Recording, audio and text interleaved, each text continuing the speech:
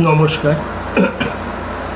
একটি অতি গভীর চক্রান্তের কথা ফাঁস করতে চলেছি।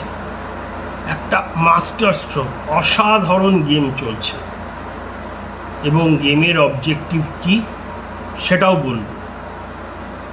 একটি ভিলেন বানাবার চেষ্টা চলছে, সব কিছু জানবো, পুরো ভিডিওটা দেখুন। তার আগে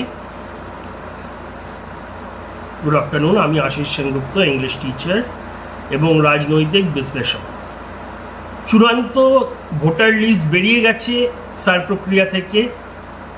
আমরা দেখেছি কালকে দুপুর 2টো নাগাদ 64 লাখের কাছাকাছি নাম পুরোপুরি বাদ চলে গেছে, আর 60 লাখের একটু ওপরে নাম অ্যাডজুডিকেশন বা বিবেচনাধীন, মানে এই নামগুলো বাদ যায়নি, নামগুলো ভোটার লিস্টে আছে, কিন্তু যতক্ষণ না ক্লিয়ার হচ্ছে, আর যদি ক্লিয়ার না হয় এনারা কেউ ভোট দিতে পারবেন না। এই নামগুলো এখন চেক করে কারা দেখছেন? সুপ্রিম কোর্টের তৈরি একটি বিশেষ প্যানেল নিযুক্ত করেছেন আমাদের পশ্চিমবাংলার হাইকোর্টের প্রধান বিচারপতি, এবং এই প্যানেলে আছেন অবসরপ্রাপ্ত এবং বর্তমান বিচারপতিরা এবং আরও কিছু জুডিশিয়াল অফিসাররা, যাদের সততা অনেস্টি প্রশ্নের ওপরে, মানে সুপ্রিম কোর্ট নিজে এই কথাটা বলেছে। এবারে কালকে থেকে আমরা অনেকগুলো কেস দেখছি সংবাদ মাধ্যমে, বিভিন্ন সংবাদ মাধ্যমে, যে যাদের সব নথি আছে ঠিকঠাক, কিন্তু নামগুলো হয় ডিলিটেড, মানে সরিয়ে দেওয়া হয়েছে পুরোপুরি, নয় ওই বিবেচনাধীন 60 লাখ নামের মধ্যে চলে গেছে। তা যথেষ্ট ভীতি তৈরি হয়েছে, বারবার দেখানো হচ্ছে, এবং এদের মধ্যে একটা বৃহৎ সংখ্যা, কিন্তু এই নাম যেগুলো বাদ গেছে হিন্দু বাঙালি। এটা আরও আশ্চর্য, কারণ এনারা তো বিদেশি, মানে বাংলাদেশি হতেই পারেন না। আমাদের দেশে আইন হয়েছে সিএ, যদি কেউ বাংলাদেশ থেকে এসেও থাকেন তারা নাগরিক। তো যাদের নাম বিবেচনাধীন তারা আপাতত অপেক্ষা করবেন, যদি নাম বিবেচনাধীন থেকে ডিলিট হয়ে যায় তখন তারা স্টেপ নিতে পারবেন। কি স্টেপ বলছি? যাদের নাম ইতিমধ্যেই ডিলিট হয়ে গেছে কিন্তু তাদের সব নথি আছে, চিন্তার কোনো কারণ নেই, কারুর নাম বাদ যাবে না। আপনাদের যেতে হবে আপনাদের লোকাল ডিইও বা ডিস্ট্রিক্ট ম্যাজিস্ট্রেট যিনি, তার কাছে, কাজ হয়ে যাবে। যদি সেখানেও না হয় আপনারা চলে যাবেন সিইও, মানে চিফ ইলেকটোরাল অফিসার পশ্চিমবাংলার, মনোজ আগরওয়াল, ওনার কাছে, এবং আপনি যদি এখানকার হন আপনার কোনো চিন্তার কারণ নেই। আর যাদের বিবেচনার পর যদি ডিলিট হয়ে যায় আর তবুও আপনাদের নথি থাকে, এই একই জিনিস করবেন, আগে যাবেন ডিইও মানে ডিস্ট্রিক্ট ম্যাজিস্ট্রেটের কাছে, নয়তো সিইও চিফ ইলেকটোরাল অফিসার যিনি, ইলেকশন কমিশনের অফিস আছে কলকাতায়, ওখানে।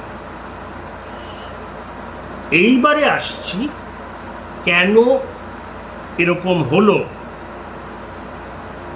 আচ্ছা, একটা কথা বলুন তো, এই পুরো প্রক্রিয়ার কাজটা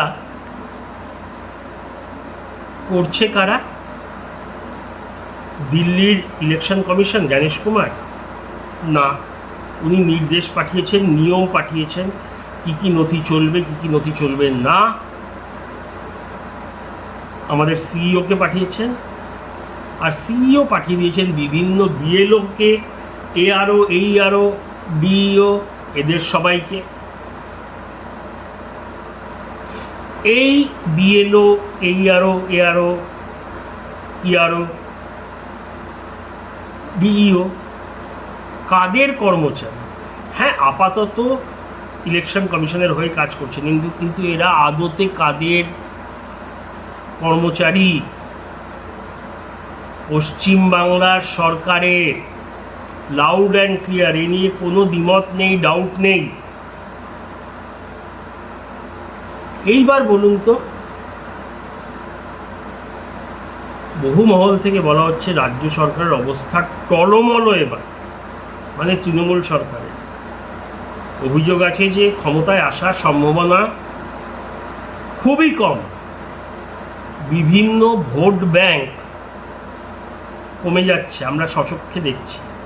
মুসলিম ভোট ব্যাংক হোক, সরকারি কর্মচারীদের ভোট ব্যাংক হোক, ডিএ আন্দোলন, আইসিডিএস মহিলা কর্মীদের প্রচণ্ড আন্দোলন, আশা কর্মীদের আন্দোলন, ওদিকে উত্তরবঙ্গে যারা উপজাতি, ট্রাইবাল জনজাতি, এনাদের আন্দোলনে ফেটে পড়ছে। উত্তরকন্যা মানে ধুমধুমার কাণ্ড হয়ে গেল। এদিকে শিক্ষিত যে অংশ তারা সরে যাচ্ছে। শিক্ষক দুর্নীতিতে শিক্ষকদের মধ্যে প্রচণ্ড বিদ্বেষ। শিক্ষিত সমাজ চাকরি না পেয়ে বাইরে গিয়ে গিয়ে তারাও শাসকের থেকে সরে গেছে। এমনকি এরকমও বহু মহলে বলা হয়েছে, বহু ইউটিউবার বলেছেন যে আইপ্যাক যারা নাকি ভোট কুশলী তৃণমূলের, তারা যে ভিতরের ইন্টারনাল জনমত সমীক্ষা করেছেন, সেখানে দেখেছেন তৃণমূল এবারে ম্যাজিক ফিগার মানে 148খানা সিট পাচ্ছে না। তবে এটা বলছে, এটার কোনো প্রমাণ নেই। এটা আইপ্যাক এসে অবশ্যই বলেনি, কখনো বলবেও না, কিন্তু শোনা যাচ্ছে। তা সব দিক দিয়েই অবস্থা খারাপ। আর এদিকে সারের প্রক্রিয়ায় প্রচুর অবৈধ ভোটার মানে বাংলাদেশি অনুপ্রবেশকারী মুসলমান মারা গেছেন। যারা এখন মারা গেছে তাদের বাদ গেলে প্রবলেম কি?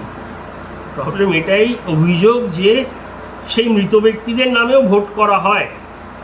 এবং তৃতীয়, একজন লোক বিভিন্ন জায়গায় গিয়ে বিভিন্ন নামে ভোট দেন, মানে ভুয়ো ভোটার, এদের ঝেঁটিয়ে বাদ দিয়ে দেওয়া হচ্ছে। আর এটাই নাকি তৃণমূলের খুব গাত্রদাহ, গা জ্বালা, এটা অভিযোগ।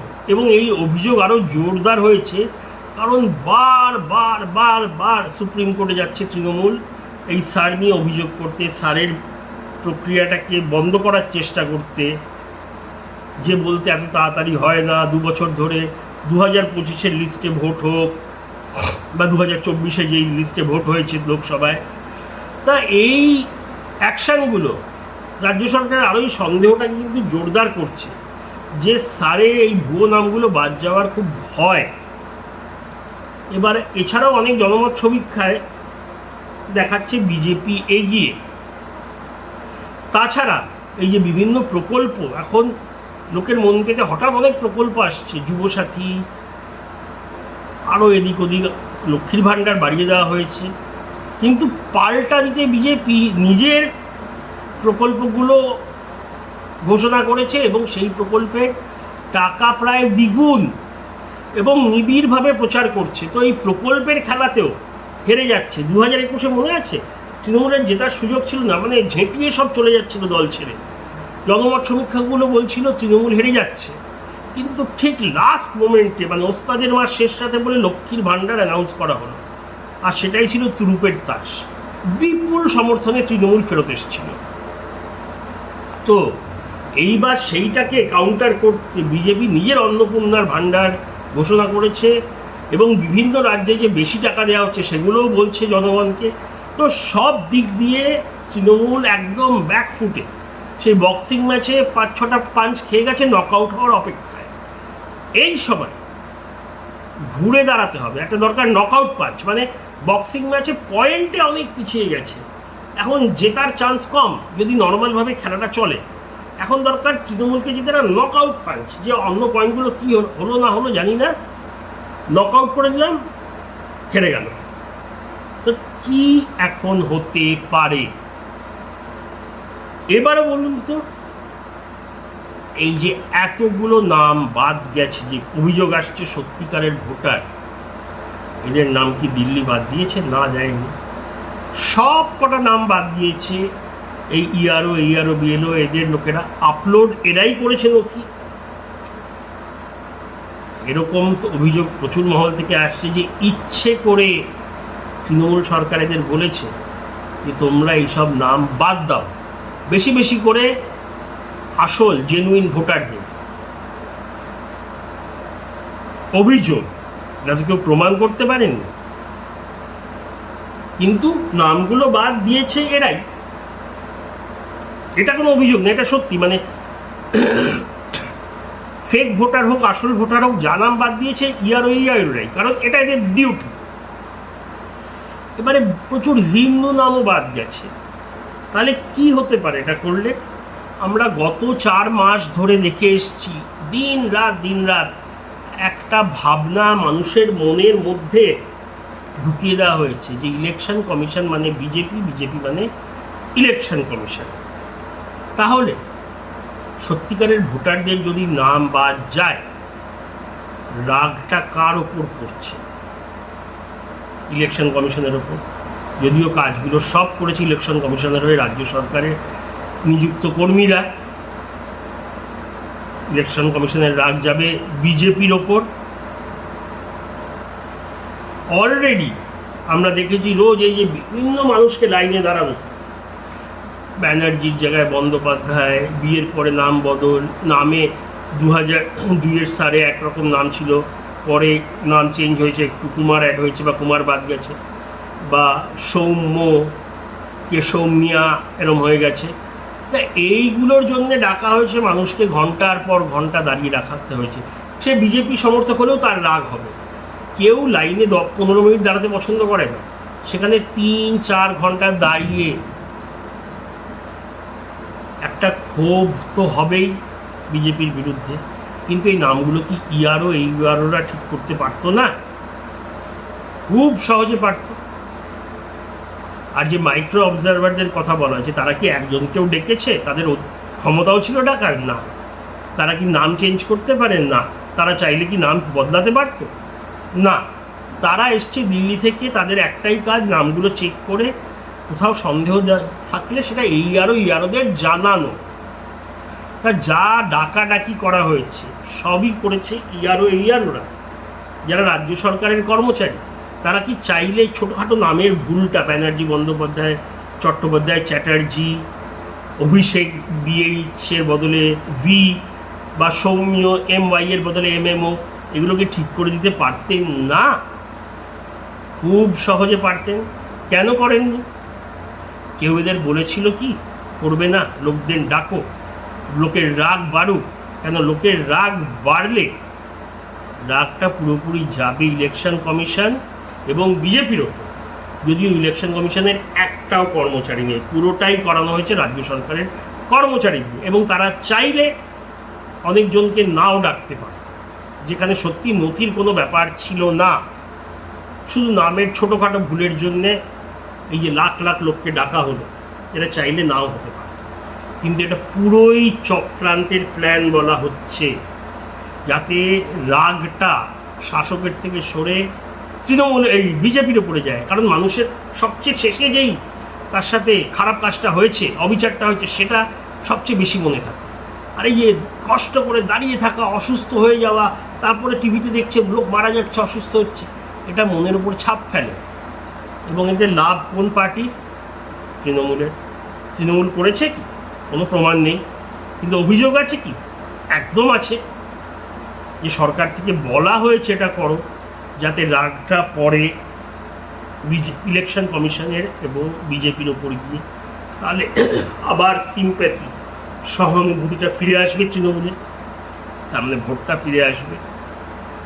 তবে শেষ পর্যন্ত এই লাইনে দাঁড়ানো লোক ভুলে যাবে, কিন্তু নাম বাদ যাচ্ছে, এটা একটা বিশাল প্যানিক। এই অভিযোগ করছে বিজেপি এবং আররা অনেকেই, এই নাম বাদটা ইচ্ছা করে চক্রান্ত করে দেওয়া হয়েছে ইয়ারোরা কারোর নির্দেশে, বুঝে নিন, যাতে দোষটা পড়ে ইলেকশন কমিশন এবং বিজেপির। এটা অভিযোগ, এটা প্রমাণ তো করতে পারেনি। এবারে তাদের অভিযোগটা বিজেপি জনগণকে বোঝাতে পারবে নাকি সেটা দেখার। তবে ইলেকশন কমিশন বিজেপি না, আর যদি হতেও বিজেপি, তাহলে বিজেপি কি এতই বোকা, এত হিন্দু ভোটারের নাম বাদ দেবে? তাহলে লসটা কার হবে? বিজেপির হবে না? কেন বিজেপি নিজের পায়ে কুড়ুল মারবে? যদি বিজেপি এখানে ভোটে জিততে চায়, তাহলে নাম বাদ দেবে কেন? এতে তোদের ভোট সংখ্যা কমবে। কেউ কি এত বোকা? কোনো অতি বোকা মানুষ এরকম করবে না। বিজেপির এটা করার কোনো কারণ নেই।